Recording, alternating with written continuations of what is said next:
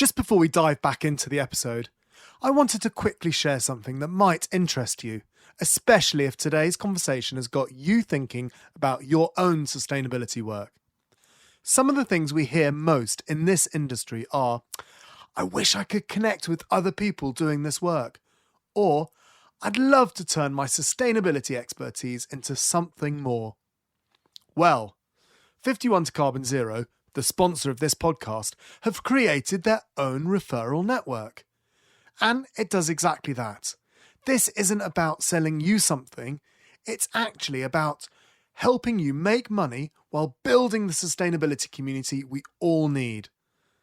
So here's what's in it for you. First, you get to join a genuine community of sustainability experts who share knowledge, refer work to each other, and solve problems together. So, no more working in isolation. Secondly, there's real money involved. There's 10% plus commission on software referrals. We're talking about projects that go from 30 grand up to 100 grand.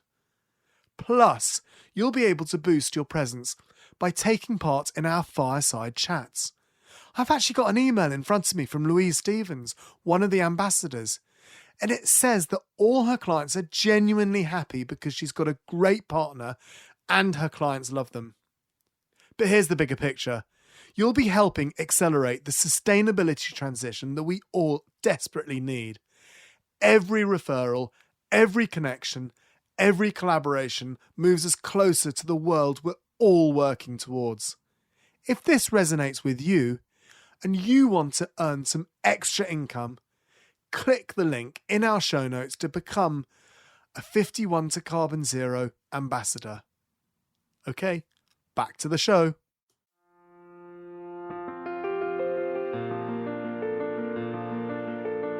Welcome to the Green Element Sustainable Business Podcast, where we feature business leaders and innovators transforming their operations to be more environmentally and socially sustainable.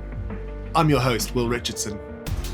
In this episode, we're focusing in on B Corp month. Every year during March, B Lab and the global B Corp community join together to celebrate everything it means to be a B Corp. So, what exactly is a B Corp?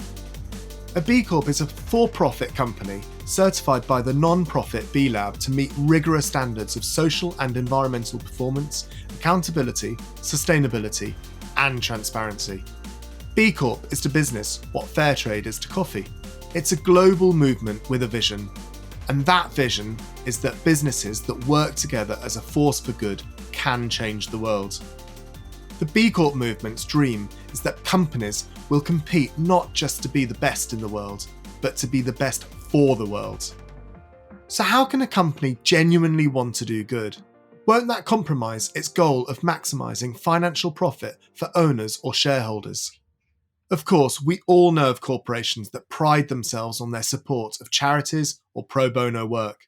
But these are very small walk-on parts in the wings compared with the main performance, maximising profits. Green Element heard about the B Corp movement back in 2014, and when a client expressed an interest in becoming a certified B Corp, we decided to find out more. What we found amazed and inspired us. The B Corp movement isn't just another standard. It's not simply an aspiration or a vision. It offers a systemic, concrete, market-based and scalable solution to society's greatest challenges. Passing laws, driving capital, and improving the quality of lives across the world. I discovered that the B Corp standard brought together all the disparate social, governance, community, environmental, and employee standards that our company already subscribed to, and so much more. The B Corp standard made us look deep into our organisation and examine each and every aspect of our conduct in depth. We felt proud that we were already moving in the same direction as the B Corp movement. But being a part of the B Corp community and being able to protect the Green Element mission by embedding these principles into the company's DNA made it crystal clear to me that becoming a certified B Corp was the right move. Green Element went through the 3-step process of becoming a certified B Corp. First, meet the performance requirement by scoring at least 80 points out of a possible 200 on the B Impact assessment. Second, Meet the legal requirement by amending governing documents or adopting benefit corporation status. And third, make it official by signing the B Corp Declaration of Interdependence. As it turns out, being a force for good and increasing profits aren't mutually exclusive goals at all. Quite the reverse. Companies with social, community, and environmental responsibility at the core of their operations have achieved advantages in the marketplace. Lower rates of attrition among employees and clients, increased productivity and staff motivation, and consequently increased profits, as well as making a positive difference in the lives of both stakeholders and the community. This is a new paradigm for capitalism.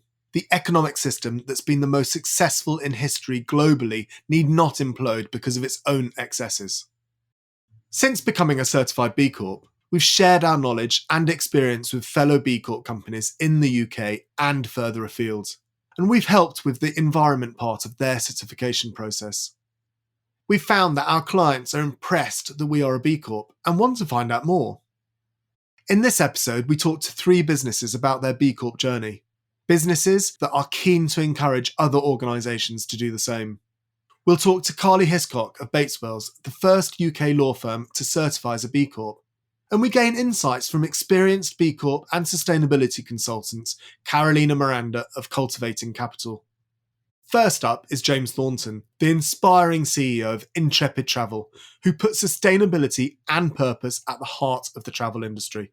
Intrepid is one of the world's kind of, I suppose, largest adventure travel companies. We really try and do 2 things as a business. We try and operate fantastic, sustainable, experience-rich travel, which is kind of our kind of core focus, if you like. And then the second thing that we try and do is operate a business that balances having both a strong purpose but also delivering profitability. And hopefully proving a business case that you can be a for-purpose business, but you can also be a sustainable, kind of successful business that generates a profit for its shareholders as well. And then actually, the more good things you do in the purpose space, the more that helps you grow. The more growth you do, the more that helps try and drive a bit of purpose. So I've been lucky enough. I've been with Intrepid for 15 years, kind of worked my way through the business, based in the UK originally, which is where I'm from, Australia, back to the UK, and then Australia for the last 7 years. So yeah, super lucky to get to lead Intrepid. We're a certified B Corp, one of the few travel companies out there that is. It's been a challenging time for the travel industry, to say the least. What do you think the fallout from that's going to be? I keep getting asked, well, in a post-COVID environment, surely sustainability will drop off, and actually you'll just go back to driving, an economic model of having to get more passengers in. Like, I do keep trying to say that actually we find our sustainable business model a competitive advantage, and actually it helps provide us with competitive advantage that helps actually drive revenue and sales, and in turn then profitability. So our sustainable business model is at the heart of what we do. It's really why we entered B Corp certification 2 years ago. That was a 3-year journey for us to go on, and why we pursued that was because it's very easy in life to talk about how you grow a business or you operate certain products, but how do you prove that you have a sustainable model? How do you prove that you're a for-purpose business? And at Intrepid, we wanted to find something that wasn't necessarily industry specific, but kind of went right cross-functional through every aspect of our company and looked at the way in which we work with our people, the way in which we interact with our customers, the impact we have on the environment, the way in which we try and benefit our shareholders, and really went right through the journey. And that's what drove us to pursue B Corp certification, and took us 3 years to get to that point to make it happen. So yeah, it's a good kind of evaluation of our overall business and what we're trying to achieve. And thinking about B Corp specifically, how has that affected the way that you run your business? But the thing B Corp did for us was change the way it helped improve some of the things that we do in the organisation. So B Corp methodology essentially assesses you across 200 different touch points in your organisation, and it says, and it's really robust criteria, and the modelling kind of, you get 0.25 points towards a certain issue, and so it highlighted to us, for example, that from a people perspective, we didn't have sufficient diversity in the leadership space. And that was often caused by the fact that we didn't have a maternity and paternity leave policy. So B Corp methodology helped introduce for us the notion that actually if we had a maternity and paternity policy, that would help us retain more and more senior females in the organisation, and they in turn would then not be dropping out of the workplace when they were previously dropping out, and that helped us then address our diversity issues that we had.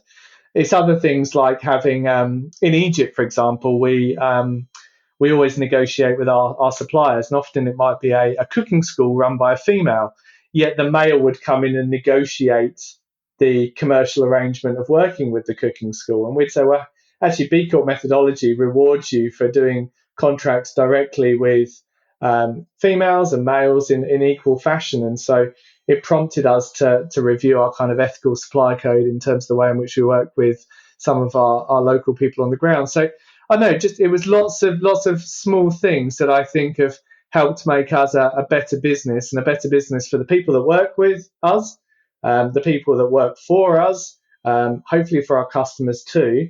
And it's this great thing you have to do. You have to be reassessed every 3 years, and you have to meet certain credentials. And we kind of use it as a benchmark to say, well, every 3 years we want to try and improve by 4 or 5 points.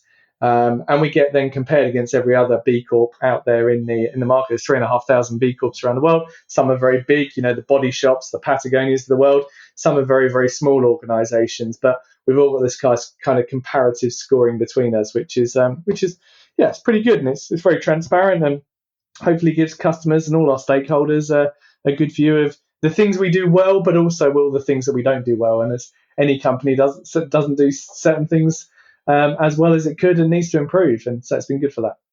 Yeah, I think that's we've been a B Corp now since 2015, and what it brought to us was structure, similar to yours. But it's interesting that you have brought in it's how you communicate with your suppliers in the separate countries, because that has such a powerful message that is then sent through to people, won't it? Just to add one point there, I think it's a really good thing, as I hope I'm sure you found, and we've certainly found. There's lots of people with great intentions out there, and there are lots of great companies trying to do lots of really good things. But unfortunately, there's also a degree of greenwashing that goes on as well, sadly, where things are just good marketing, unfortunately. And I think, when as a consumer you're out there trying to pick a company, and should I work with this company, or should I buy this company's products, or should I be employed by this company? Trying to define the difference between good marketing and actually what really is a business that is designed to be for good is often hard to do. And we've certainly found that B Corp certification does help provide a point of distinction. On that, so I have not looked at it in massive detail, but kind of company per 100,000 or per 1,000 people, I think Australia and New Zealand have more B Corps than any other country in the world, including the UK. And the UK is fairly strong on B Corp. Yeah. And I think I was looking at stuff the other day and thinking, wow, that is a lot of B Corps in Australia and New Zealand. And it was up there with the UK. And we know that there are more population. Sure. So do you see your customers picking you over others because there's more knowledge around B Corp in Australia? So, firstly, 50% of our customers are Aussies and Kiwis, 25% are Brits, 25% are Americans and Canadians. That's our kind of global split. In Australia, of the 3,500 B Corps globally, 10% are in Australia and New Zealand. So it is a disproportionate amount by head of population. To your question, do people pick us as a direct result? I don't have any tangible results, Will, that say yes. I can't sit here now and say, because we are a B Corp, that then generated me an extra 20% of customers. I can't tell you that. All I can tell you is that in the last 5 years, we've been back under the ownership of our founders and our staff. We have about 70 shareholders, so our 2 co-founders and about 68 of our staff are now shareholders, which is fantastic. And we've pursued 2 things: growing the market for sustainable experience-rich travel, operating a business that balances purpose and profitability. The more things we have done in the purpose space, the more that, and we've talked about that, the more that has helped us grow. And the more we grow, the more we're able to do good things in the purpose space. And we do believe that is cyclical, and that has helped drive the 21% compound average growth rate that we've had over the course of the last 4 years, and the record level of profitability we've had. You know, our B Corp, our sustainability things that we're involved in, they cost quite a bit of money, but we tangibly believe they help drive our growth better as an organisation, and not just drive our growth better as an organisation. Will they help us attract better people? And I really, well, and we do know this as one tangible thing, we are able to employ a higher quality of talent than we would ordinarily be able to attract into our organisation, because we are a certified B Corp. And particularly millennials want to work for companies that actually stand for something. So I think that's really helped us as an organisation. So no, it hasn't. I can't give you a metric to say it's driven customers. Outside of our results would suggest it probably has, although indirectly, but it does help us attract talent into the organisation. Okay, that's interesting. Finally, James, can you pick one piece of advice that will help organisations with their corporate purpose? I think I would say to find something you really believe in when it comes to purpose. I think you quickly get found out if you're not genuine. Well, I think I get frustrated sometimes, and where companies jump on the bandwagon or of every single thing that's going on, and so I think it's very important to pick the issues that are close to your heart, close to your business, mean something to your customers and to your employees, and then do as much research as you possibly can, and set yourself some targets of what you want to achieve, and then speak up about them and share about them. So I think it's just encouraging people to pick something they believe in, be robust around it, speak up about it, and not try and be something to everyone. You're listening to a special B Corp episode of the Sustainable Business Podcast. Now, B Corp certification includes a legal requirement to formalise your company's alignment with the B Corp movement's values and embeds a stakeholder-focused mindset. UK law firm Bates Wells is a seasoned B Corp and now helps others through the process. Here's Karli Hiscock. We're a bit unusual, really. We call ourselves a city firm with a difference, and we refer a lot to having a positive impact, which isn't something that most law firms probably outwardly say. But when we were established in 1970, there were a clear set of core principles that the firm was founded on. And it could be basically sort of summarised as doing good work for good people. Inevitably, since 1970, we've evolved a lot, and we embedded a much more kind of outward-looking set of values, and we live by our purpose and values. And when we're in the office together, we've got a lot of branding around our values around the firm so that we can see them all and we remember them all. And as part of that journey, we became a B Corp in 2015. So that now embeds our values into what we do. And we really have a lot of synergy with our clients, and we have a lot of impact-driven businesses. So that's kind of us in a nutshell, but we are a full-service law firm with a twist. And do you think the fact that you're a B Corp has made any difference, to you as a company, as the people that work within it, and also how you work with clients? Yeah, I think it has. I mean, the timing worked brilliantly for me because I joined the firm in 2014. So I could, as a new person at the time when we became a B Corp, I think I could really see that transition, that the firm I joined was very enthusiastic, very purpose-driven, very values-driven. But by becoming a B Corp, it just brought it all to the forefront of everybody's mind. So everybody in the entire firm, we've got 250 plus people in our firm, everybody started talking more regularly and more confidently about our values. So I think that made a real difference. And I think the accountability of being a B Corp also makes a real difference, that you become a lot more conscious of always living by those values that you've promised to uphold. And then I think there is a huge amount of synergy, as I've said, with our clients. So we act for more charities than any other law firm, but that again has evolved into social enterprises. And then because of the B Corp movement, we have a huge impact-driven base now. And I think it makes a lot more difference, a lot of difference, I should say, that because we're a B Corp and we are a values-driven firm, we're able to have those conversations with our clients and really understand what they're about. And there's a lot more synergy with our culture. So I think although our day job is providing legal advice, it makes a huge amount of difference to be able to really understand what our clients do in their own businesses and what they're seeking to achieve. Do you think the advice you give clients changes, is different if you're a purpose-driven business or not?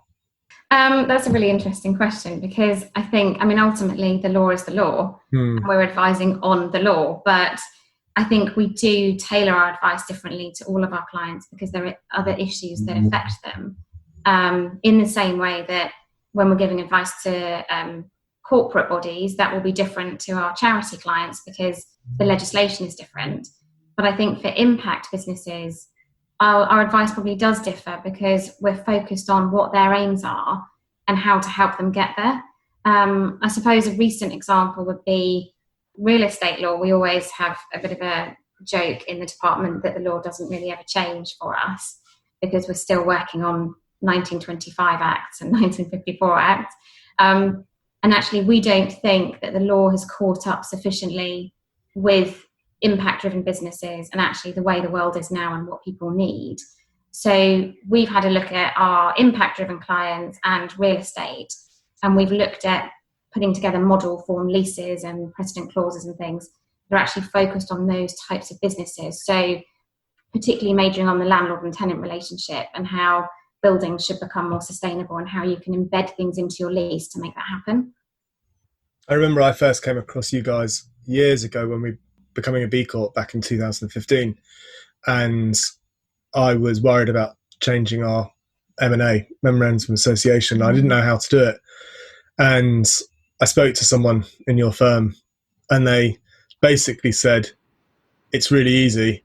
This is what you do. We couldn't possibly charge you for that. And they told us, I was like, oh, that's amazing. What a cool firm. That's brilliant. And it was actually really easy.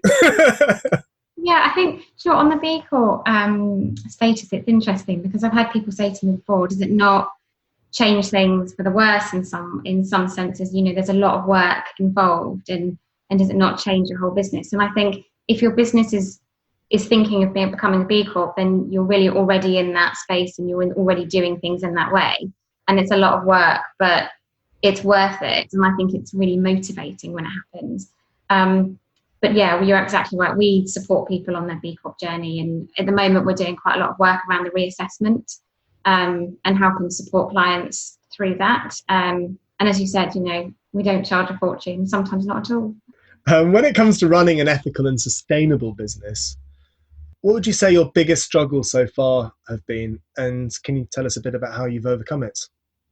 So on the ethical side, I think there is a challenge in terms of our business is providing legal advice. You know, we're not marketing a product, we're not manufacturing a product or marketing a product which you can say has a certain certification of this is ethical, this is ethically sourced, this is sustainable material. So I think a challenge for us as a law firm is actually proving that we do live by these principles. And I think the B Corp status is fundamental to that because, as you say, you have to change your governing documents to make sure that you do live by that.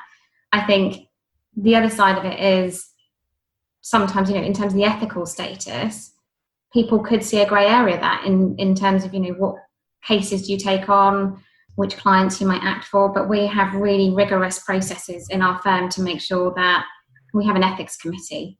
You know, if there's anything that we think won't live by our standards, then we have to really rigorously assess it.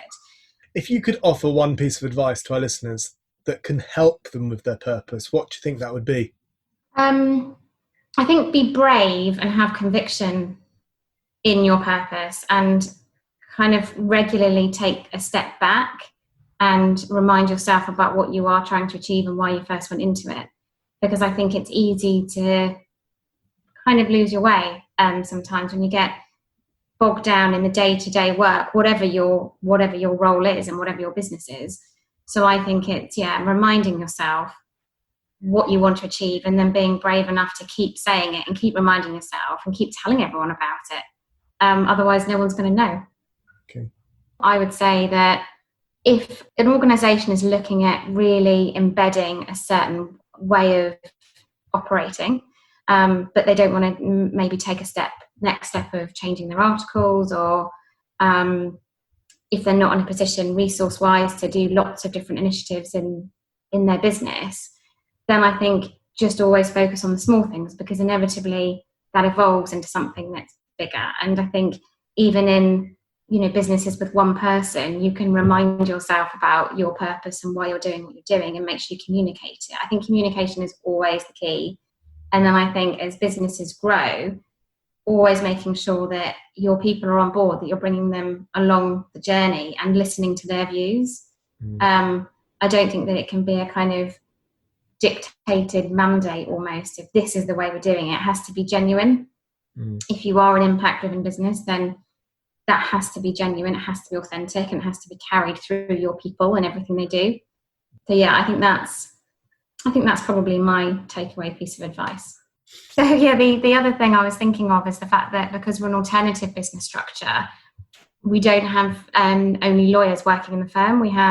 It's not a traditional law firm structure of partners, solicitors, and then support staff. We're an ABS, which enables to have other advisors in the firm. So historically, we've had people focusing on compliance. To help clients, we're setting up financial businesses, financial services. We've had impact-driven specialists, and within our firm now we have impact professionals. So they're not actually part of the legal teams, but they help us in making sure that we understand the sector that we're working in, and they also provide a different kind of service to our clients, including the support with the B Corp reassessment. But I think that accountability is really important. I think the B Corp movement is really interesting around that, though, because I think what's brilliant about it is when you are working if you're a B Corp and you're working with another B Corp, it takes that pressure off of worrying about whether or not you have that synergy, because you already know you do. You already know that you've each had to go through the same assessment criteria and make these changes to your governance documents. So you have that automatic accountability of, right, okay, we're on a level playing field here. Karli Hiscock there from Bates Wells. Karli tells us they've been very active recently, highlighting all things B Corp on their intranet and focusing on suppliers and services.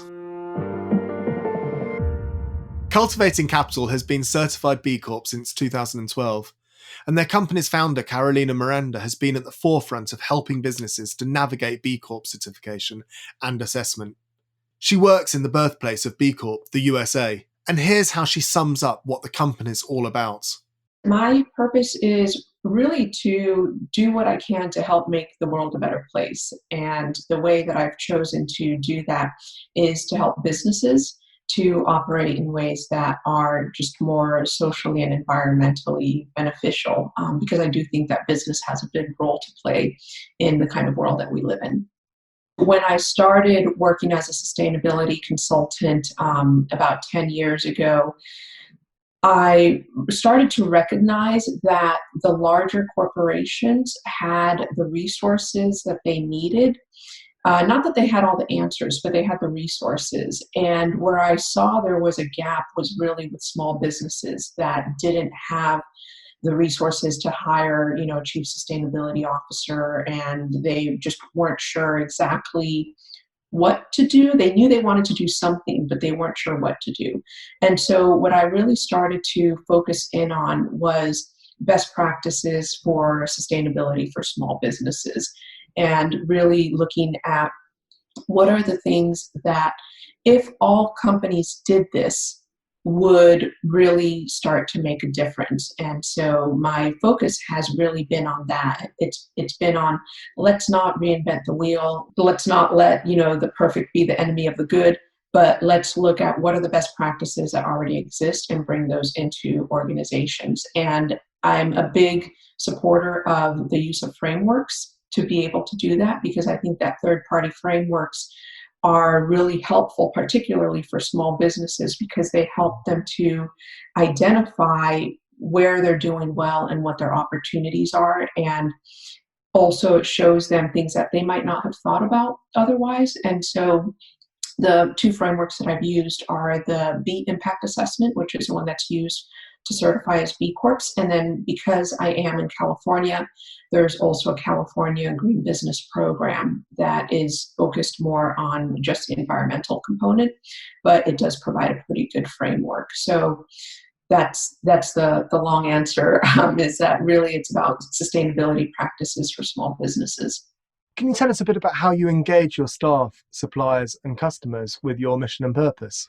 Well, I'm a small business owner. I'm a sole proprietor. I work with contractors. And so I would say that everybody who works with me knows very clearly what Cultivating Capital is all about. It's on my website. It's who I am. It's what I do.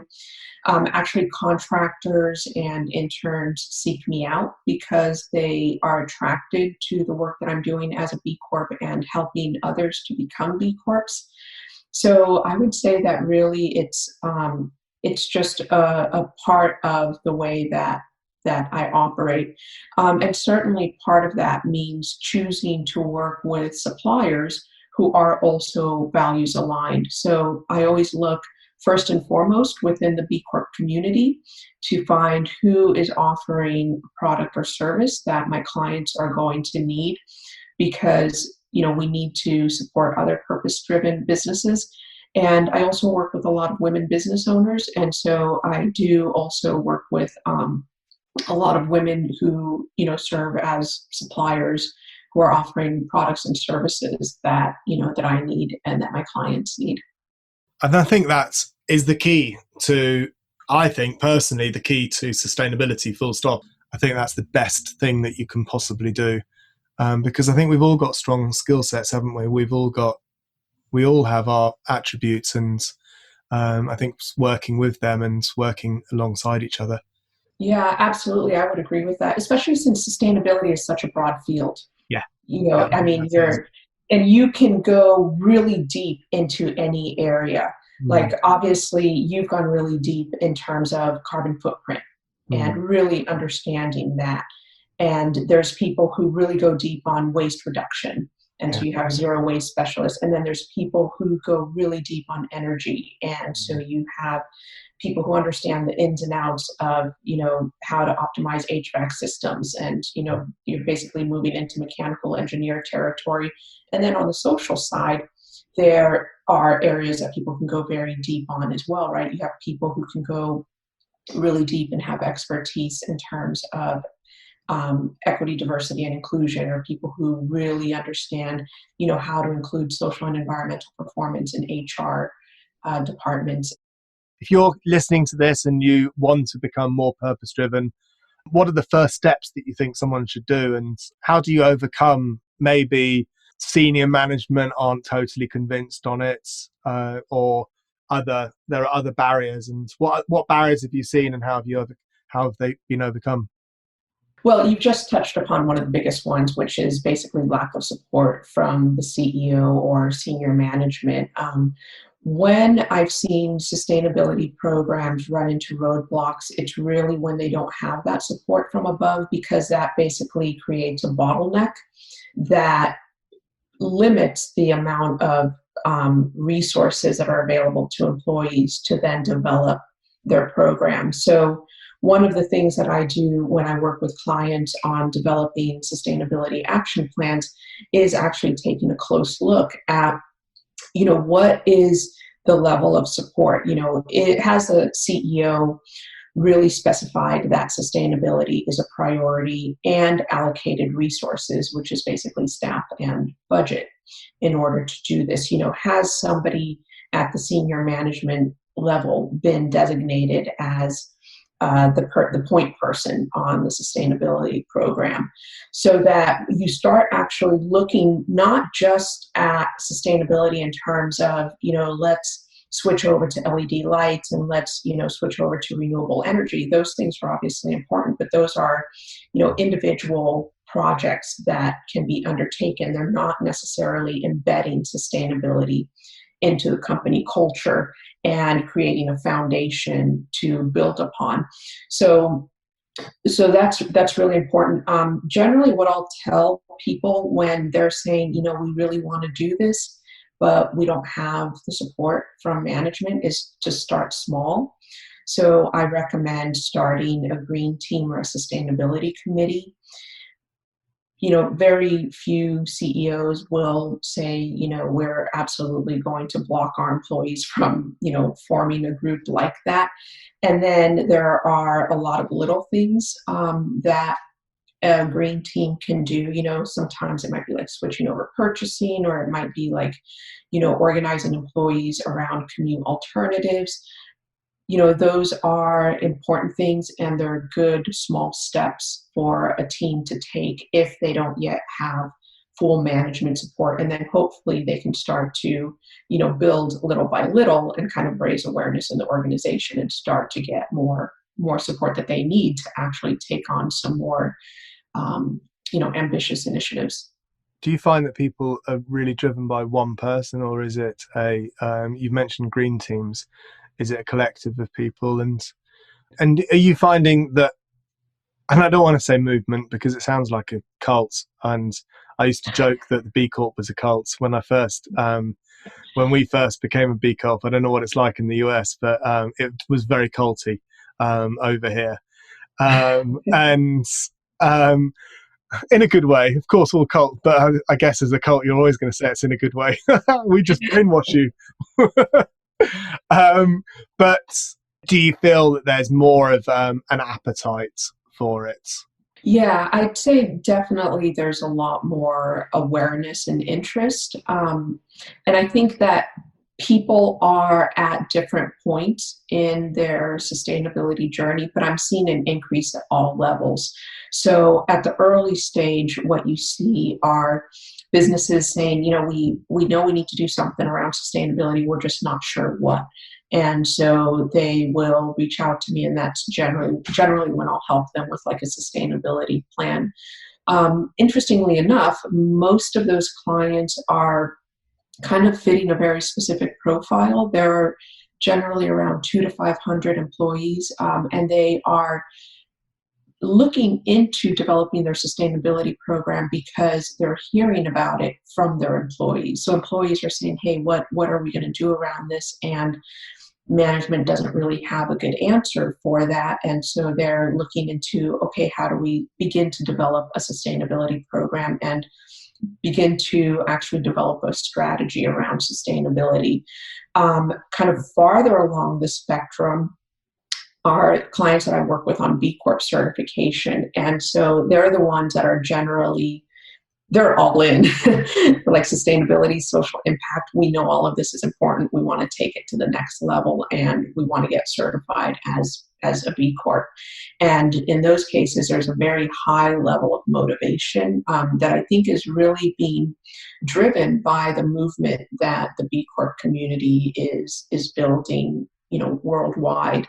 So a lot of people are really wanting to be a part of that movement, and a lot of people, particularly with consumer-facing brands, they're recognizing that consumers are recognizing what the B Corp certification stands for. And so once consumers start looking for that, then the brands have a big incentive to actually start working on that too. And finally, Carolina, is there one piece of advice you'd be able to give people to help them on this journey? Yeah, I would say, the biggest thing is really to think about what you want your company to stand for. What is it that makes your company different and unique? And there's a lot of, tools and resources and articles that kind of will guide you through figuring out your purpose. There's, consultants who can help with that. But I think at the end of the day, most people want to do good, and most people want to feel good about what they're doing. And so to really be able to look and say, are we doing everything that we can? Are we acting in a way that is aligned with what I believe?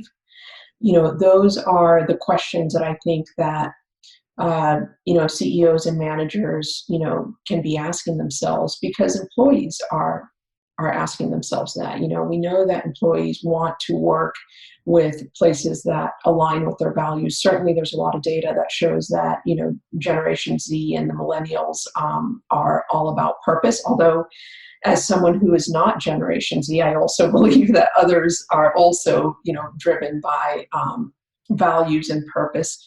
And so I think that asking those questions and really being thoughtful and intentional about the answers can kind of free up some creativity. And if somebody needs, more of an incentive, there's a lot of data out there that shows that obviously consumers are being very intentional about the companies that they're choosing to support. And and so I think that that's really what it comes down to. So, lots of food for thought during B Corp month. Many thanks to my guests James Thornton, Karli Hiscock, and Carolina Miranda. If you'd like more details about becoming a B Corp and about this podcast, there'll be a link to those details and our webpage in the show description. You can also join our post-podcast discussion to share ideas, views, and comments at Sustainability Solved. That's sustainabilitysolved.org. Now, thanks for listening to the Sustainable Business Podcast. I'm Will Richardson from Green Elements, and I'll see you next time.